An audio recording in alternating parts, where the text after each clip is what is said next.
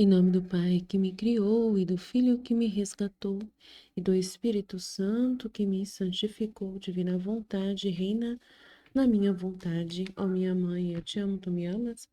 Dá-me um gole da vontade divina, minha alma. Me abençoa, Mãe, para que todas as minhas ações sejam feitas diante de vossos olhos maternais. Vinde, ó Espírito Santo, vinde por meio da poderosa intercessão do Imaculado Coração de Maria, vossa amadíssima esposa e nossa mãe. Amém.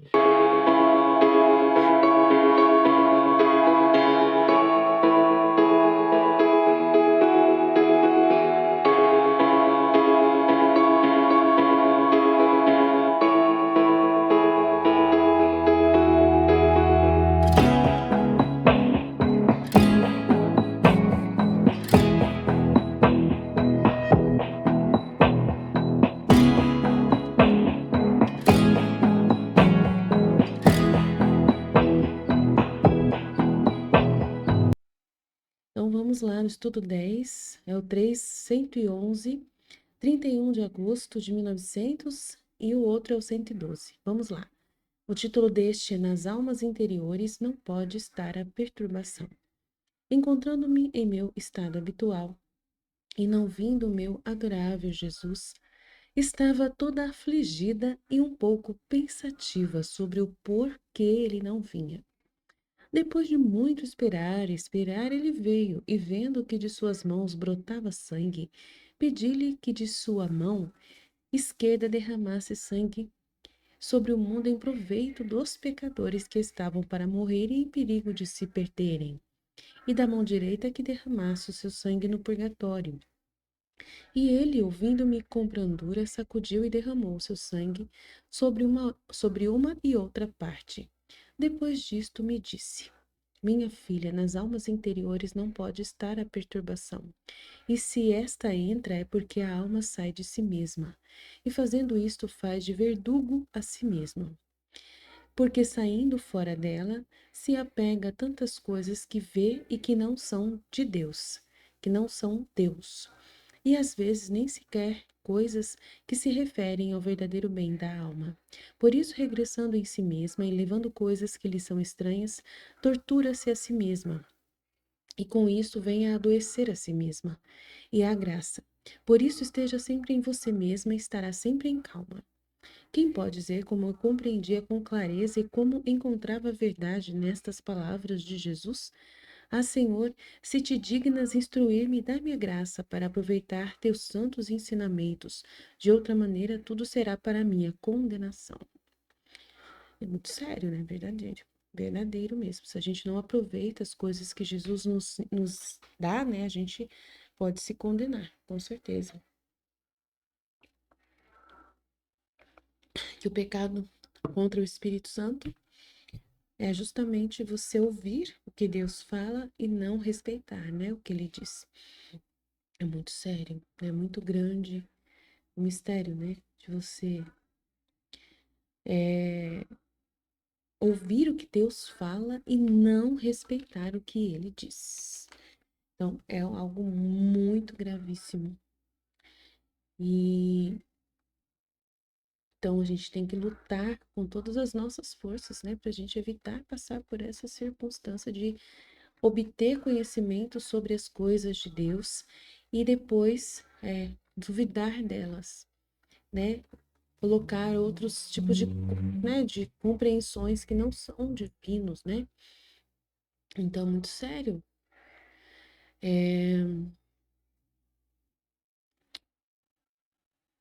Aqueles que rejeitam, né, conhecem a verdade e rejeitam essa verdade, mesmo diante de sinais, né, mesmo diante de uma certeza da bondade de Deus, né?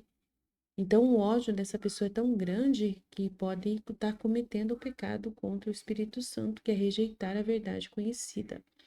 Então, se você conhece uma verdade, você depois distorce ela e você rejeita essa verdade, né? E você acha que está vivendo essa verdade, mas está distorcendo ela claramente. Você é avisada disso e continua né, nessa impiedade, é perigoso realmente se perder eternamente. Então, precisa realmente ter o cuidado de cuidar da sua alma ali para que possa viver plenamente nessa graça de Deus, né? Aí ele vem falar com ela aqui que nas almas interiores não pode estar a perturbação.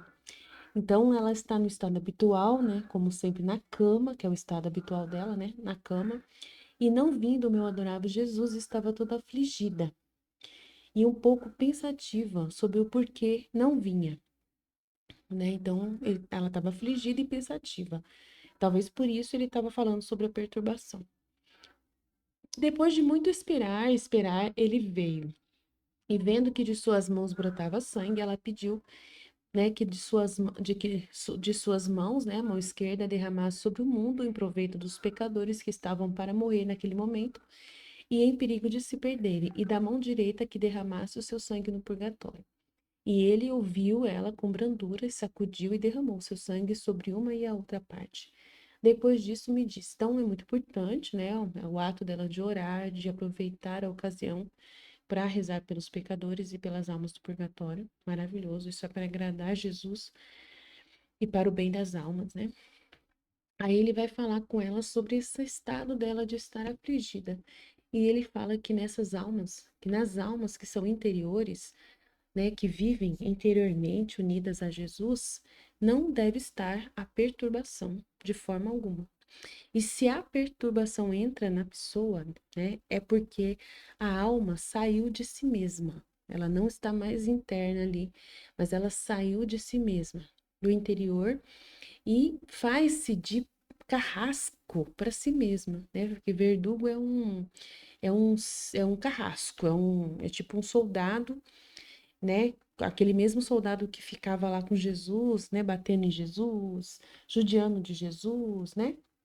Na paixão, então, eles são chamados de verdugos, né? Torturadores. Então, ela se faz de torturadora a si mesma. Essa alma que sai de si mesma, ela está, né, se torturando a si mesma. Então, com maus pensamentos que ela mesma alimenta, né?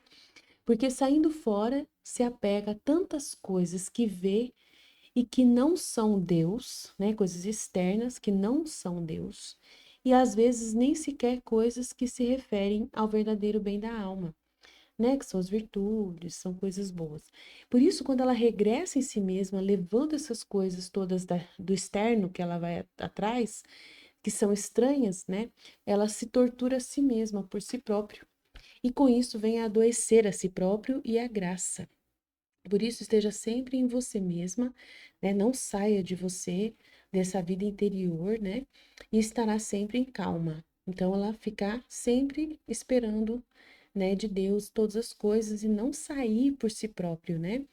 Para se perturbar, procurando culpas que não tem, ou então inventando perturbações, coisas para se afligir, dizendo: ah, por que que ele não vem? Né? Por que que ele não vem? Ah, sobre o porquê não vem. Então, é o sair de si mesmo e procurar motivos.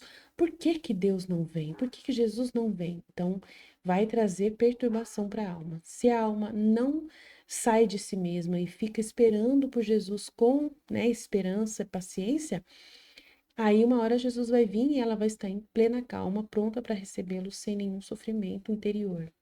Totalmente repouso, né? Para que possa, nessa calma, poder ouvi-lo com mais atenção e viver né, desenvolvendo a vida com ele. Então, para a gente viver com Deus é assim, plenamente buscando essa graça. E ela entendeu com clareza, né, toda essa verdade e, e pediu, né, Senhor, realmente me ajude, porque dá minha graça de poder aproveitar esses seus santos ensinamentos, porque senão vai ser tudo para mim a condenação. E no outro trecho é 312, 1º de setembro de 1900, a obediência põe a paz entre Deus e a alma. Continuando Jesus sem vir, estava eu dizendo: meu bom Jesus, vem, não me faça esperar tanto, esta manhã não tenho vontade de me inquietar e de te buscar até chegar a cansar-me. Vem de uma vez logo, pronto assim, de boa.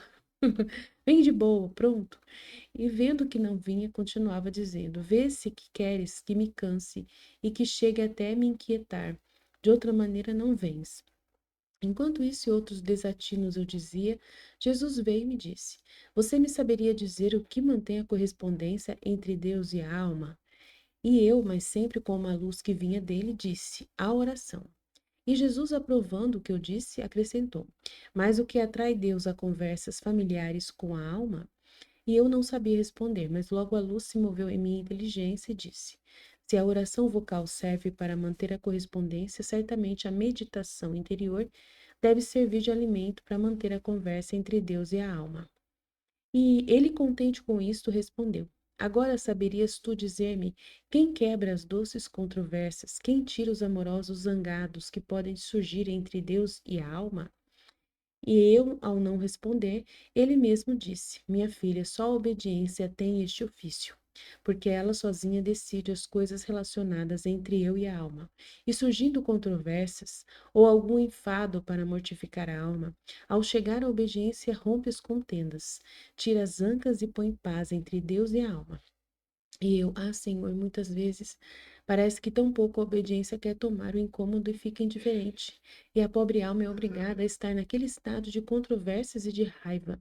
E Jesus isto o faz por um certo tempo, querendo também ela agradar-se em assistir a essas amáveis controvérsias. Mas depois toma seu ofício e pacifica tudo. Assim a obediência coloca a paz entre a alma e Deus. Dito isto, desapareceu. Então vamos ver o que Deus vai nos iluminar, né? É muito importante saber disso, né?